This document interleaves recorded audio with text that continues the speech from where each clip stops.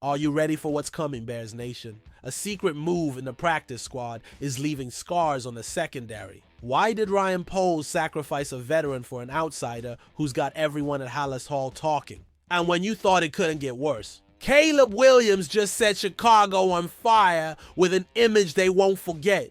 Why did he do it during the anthem like Soldier Field was his playground? It's not just a loss, it's the lack of respect. But wait, the final blow. Kevin Warren signed our sentence. Goodbye forever to the blue and orange heart. Is it worth betraying 50 years of history for a Super Bowl? Subscribe now or become obsolete. The truth hurts, but choose tradition or glory. Listen up. I'm going to tell you something happening right now at Hallis Hall. That's got the whole organization moving pieces like a chessboard. The Bears just made a move in the practice squad. That might seem minor to the casual fan, but it's got me thinking a lot about this team's defensive direction and Ryan Poles' mentality as general manager. Ryan Poles just signed Dallas Flowers and cut Trey Flowers from the practice squad. Before you ask, no, they're not related, they just share a last name and position. But here's what's interesting that I think many analysts and fans aren't seeing on the surface. This isn't a random decision taken just because Dallas Flowers, all 28 years old, comes from 3 consecutive seasons making the Indianapolis Colts roster as an undrafted free agent from Pittsburgh State, Kansas. And I ask you this, do you know how hard it is for an undrafted player to not only make an NFL roster but to stay on it for 3 straight years? That tells me something fundamental about his character, determination, and potential as a professional player. The numbers don't lie in the NFL. About 70% of undrafted free agents are cut before their first training camp. Only 10% make the initial roster, and less than 5% stay for more than 2 seasons. Dallas Flowers is in that elite 5%, and that must mean something important to the Chicago scouts who evaluated him. Why do I ask you this? Because a player who stays for 3 straight years on a team without being a draft pick has something special that goes beyond pure athletic measurables. He has football IQ, work ethic, adaptability, and clutch gene. The Colts cut him last October. Yes, but here's the plot twist many are missing. Tampa Bay immediately picked him up on their practice squad. That means other coaches and scouts around the league see real value in him. When Tom Brady was still in Tampa Bay, that coaching staff, which included Todd Bowles, a defensive mastermind, saw something in Dallas Flowers worth developing. It's no coincidence that after Indianapolis cut him, multiple teams were interested in signing him. Now, let's analyze the numbers we have available. In 2024, Flowers only played 4 games with Indianapolis and recorded 9 tackles and 1 for loss. At first glance, these aren't mind-blowing numbers or ones that scream Pro Bowl potential. But I tell you this, context is everything in the NFL. What situations did he play those snaps in? Was it special teams, garbage time, or meaningful snaps in specific defensive packages? My research tells me Matt Eberflus is looking for real depth and genuine versatility in the secondary. With Jaylon Johnson now in Pittsburgh and the loss of other veterans in the offseason, this defensive backfield needs bodies that can step up when injuries happen. And in the NFL, injuries always happen. The release of Trey Flowers tells me something very clear about how this organization is operating under Ryan Poles. They're not settling for mediocrity or potential. If a practice squad player isn't showing daily improvement or isn't fitting the system Eberflus wants to implement, they're gone. No sentimentality, no loyalty for loyalty's sake. It's pure meritocracy. And you know what else this tells me? The Bears are constantly scouting. They didn't wait for injuries to make this move. They were proactive, identified Dallas Flowers as a better option than Trey Flowers and executed the change immediately. That proactive mentality is exactly what this franchise needed after years of reactive decision making. When I talk about the practice squad, we're talking about this team's immediate future and the insurance policy for the present. These are the players who can be activated at any moment if there are injuries or if the on-field performance is not as expected. Each spot on that practice squad is valuable real estate. Looking at the complete practice squad now, I see W.R. Maurice Alexander and Miles Boykin adding depth to the receiving core. I see Britton Brown as insurance for the running backs. Stephen Carson and Nikola Kalinick providing options at tight end. On the defensive side, we have Dante Manning, Javarius Owens, and now Dallas Flowers competing for spots in the secondary. Do you know what I genuinely like about this move? It shows that Poles is not settling with the status quo. He's constantly evaluating talent and looking to upgrade every position, even at the practice squad level. With Manning, Owens, and now Flowers, they're building real competition in the defensive backfield.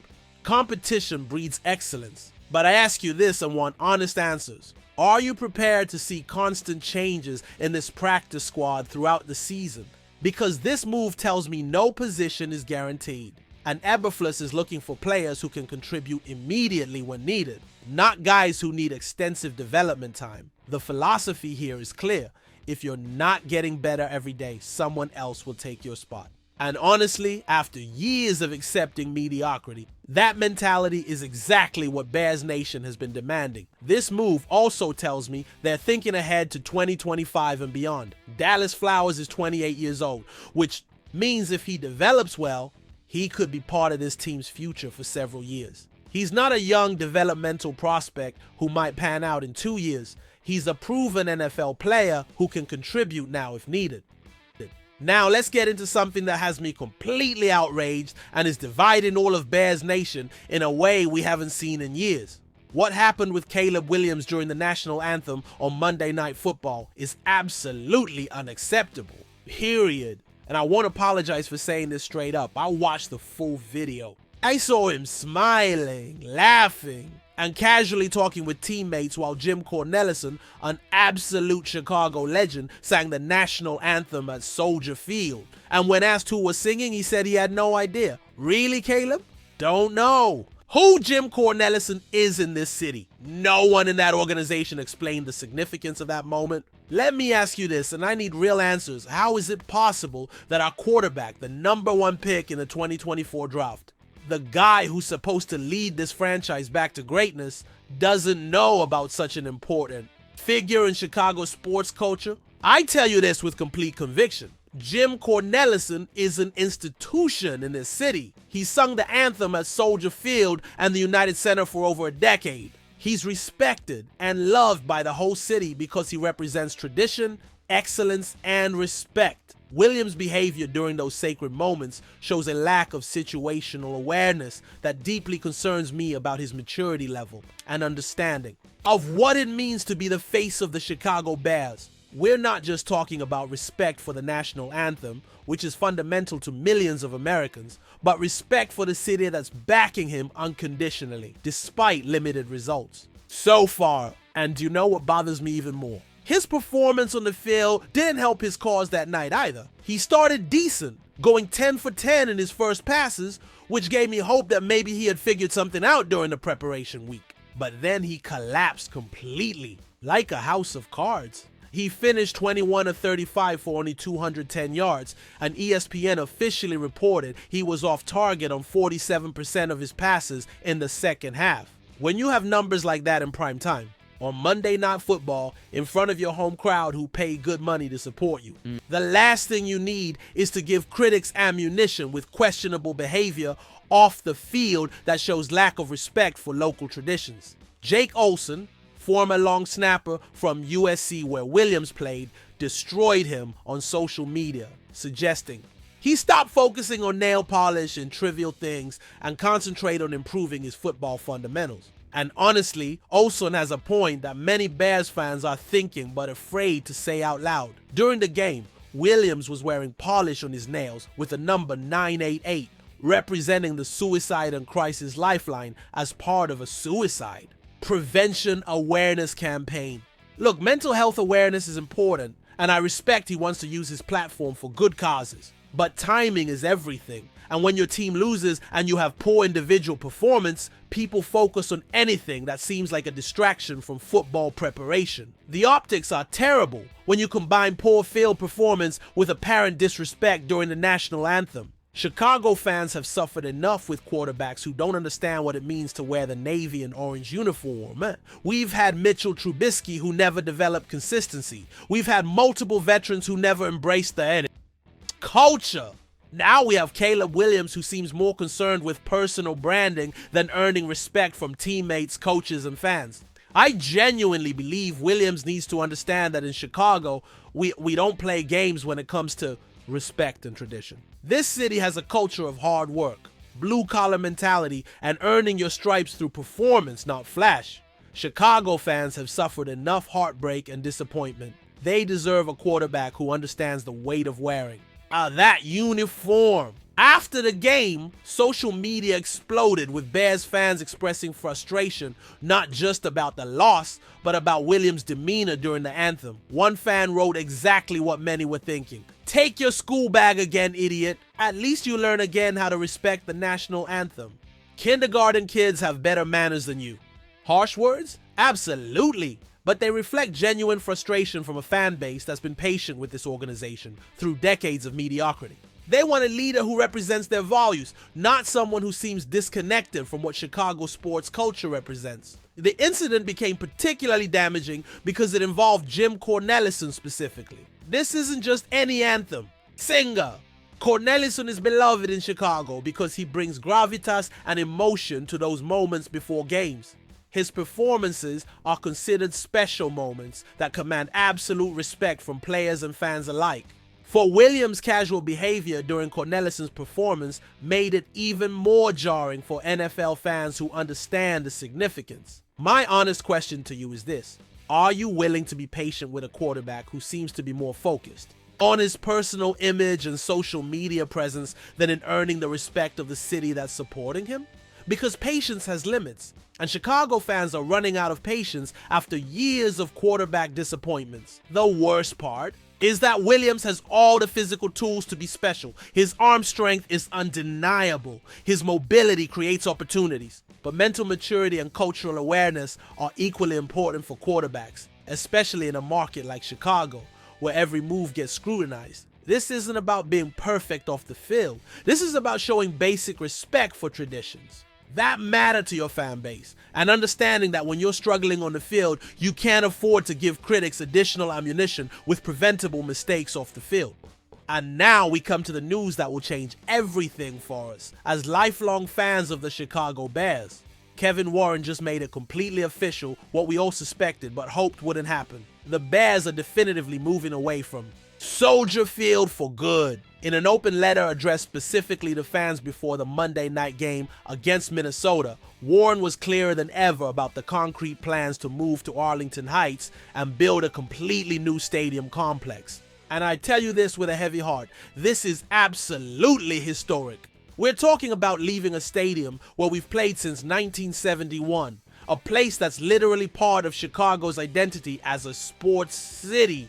Warren explicitly stated they want to be ready to make an official bid to host the Super Bowl in 2031 in a brand new stadium. Do you know exactly what that means? It means serious business. It means that this organization is finally thinking big picture and is willing to make the massive investments necessary to compete at the highest level against teams like Dallas, New England, and other franchises that have state-of-the-art facilities. But here's exactly what has me emotionally divided as a lifelong Bears fan. Soldier Field isn't just a building where we play games. It's our spiritual home. It's where the legendary 1985 defense made history and created memories that still give me goosebumps today. It's where we've celebrated victories and suffered heartbreaking losses for literally decades. It's part of our soul as devoted Chicago Bears fans. Warren says diplomatically that this move isn't leaving but expanding, and that more than 50% of the current season ticket holders live within 25 miles of the proposed Arlington Heights site. The pure numbers make sense from a business perspective that any objective analyst would acknowledge. But what happens to the tradition? What happens to the historical connection with downtown Chicago that goes back generations? Let me break down exactly why this move makes financial sense, even though it emotionally hurts like hell. Soldier Field, originally built in 1924 and renovated in the early 2000s, has significant limitations that modern NFL franchises simply cannot ignore anymore. The current capacity is only 61,500, which ranks among the smallest in the entire NFL. Compare that to AT&T Stadium in Dallas, 80,000, MetLife Stadium in New York, 82,500, or even Lambeau Field in Green Bay, 81,441. More importantly, Soldier Field lacks the premium seating options, luxury suites, club levels, and corporate hospitality spaces that generate massive revenue streams for modern NFL teams. When you look at Forbes valuations, teams with state-of-the-art stadiums consistently rank higher because they can charge premium prices for premium experiences that Soldier Field simply cannot provide due to structural limitations. The proposed Arlington Heights Stadium would feature retractable dome technology, allowing for year-round events beyond just football games. Imagine hosting Final Four basketball tournaments, major concerts, WWE events, soccer matches, and other premium entertainment throughout the entire year, instead of just 8 regular season home games plus potential playoffs. Warren's letter specifically mentioned that this project will require zero state money for construction, which is politically smart because Illinois taxpayers have been burned before with stadium deals that didn't deliver promised economic benefits. The Bears apparently plan to self-finance through private investment, NFL stadium loans, and revenue generated from the facility itself. But here's what really gets me emotional about this whole situation. The timing couldn't be worse for our psyche as frustrated fans. They're announcing plans to abandon our historic home immediately after an absolutely embarrassing loss at home against Minnesota, a division rival that we should be beating consistently. Genuinely believe this move is necessary for the competitive future of the team.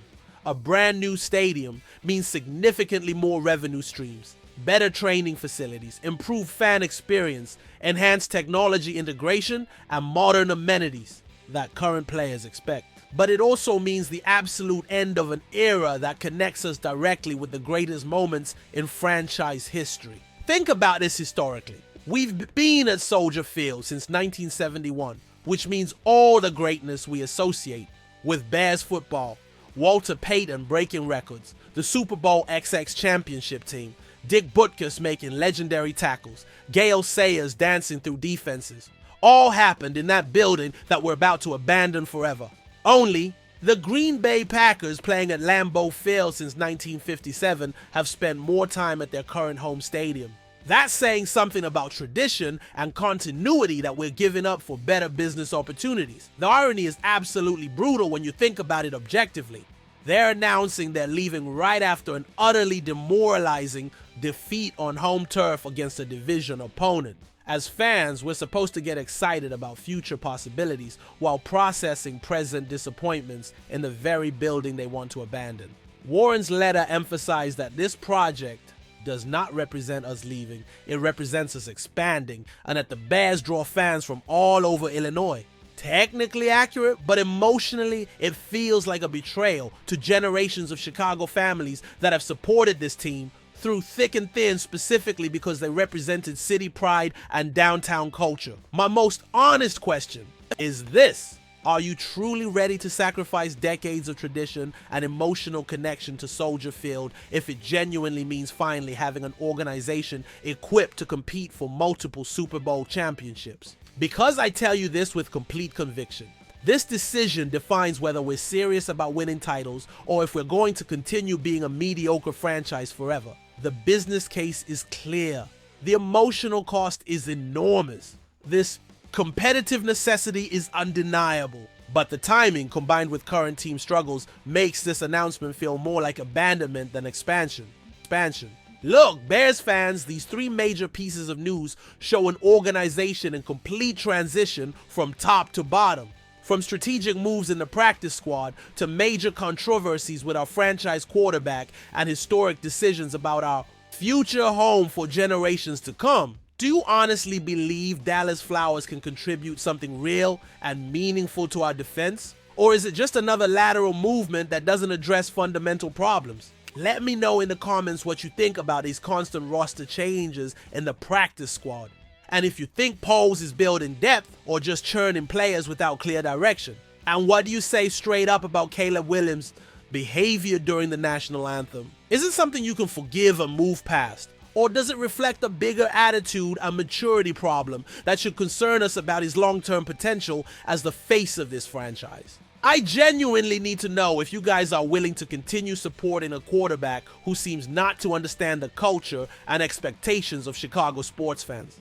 And the monumental move to Arlington Heights? Is it really worth sacrificing decades of tradition and emotional connection to Soldier Field for a new stadium that theoretically gives us a better chance of winning Super Bowls? This decision literally will define the next 50 years of Bears football and our experience as fans. This is our community, our extended family of devoted Bears fans. Here, we don't judge people personally, but we do debate with genuine passion and informed knowledge about decisions affecting our team's future. If you love the Bears as much as I do, after decades of supporting this franchise, subscribe to this channel because together we're going to follow every single movement of this organization until we get to where we belong. Hoisting the Vince Lombardi trophy. Give it a like. If you're left with more questions than answers after these 3 bombshell news stories, share this video with other Bears fans who need to stay informed about major developments and activate notifications, because this is just the beginning of what promises to be a transformative period in franchise history. We are Bears Nation. We are a family that's been through everything together, and together we will witness this team finally reach its championship potential. Bear down, Chicago Bears, no matter where they play their home games.